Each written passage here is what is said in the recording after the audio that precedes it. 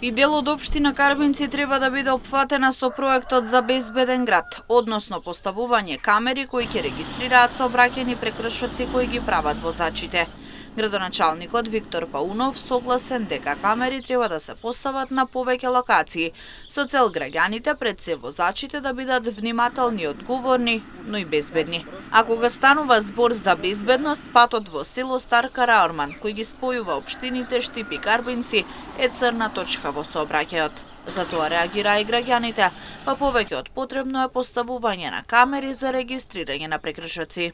Оно што го имам како информација, не сум целосно во тек нормално ова е работа на Министерството за внатрешни работи, меѓутоа од она што го имам како информација од СВР Штип е дека дел од нашата територија на општина Карбинци ќе биде опфатена од овој систем на Safe City.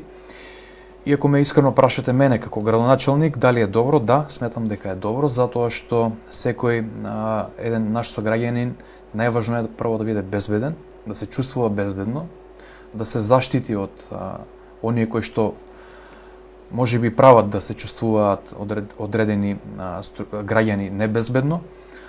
Треба да се почитуваат правилата, треба да се почитуваат законите. Од она што го гледам, мислам дека не се премногу ригорозни казните и сметам дека најдобро е да се заштитиме сите, да се воспостави еден ред пред се во сообраќајот.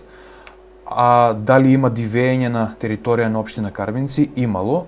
Паунов дециден дека и во Карбинци се дивее кога е во прашање возењето, а општината се наоѓа во првата група по сообраќајни несреќи и жртви од истите. Неодамна имаше еден настан исто така поврзан со Министерството за внатрешни работи, кој што излезува со одредени бројки на општините кои што ги имаат како индикатори, односно анализа низ годините наназад, какви несреќи и колку жртви се загубени по различни територии во државата. И овдека јас се изненадив, затоа што не ја знаев оваа анализа од претходно, дека Карбинци е во првата група со најмногу жртви по глава на жител и по процент на вакви незгоди. Така да, дали треба? Да, апсолутно треба да има дополнителна заштита за сите граѓани, за сите учесници во сообраќајот и сите жители и оние кои што се движат на територија на Карбинци.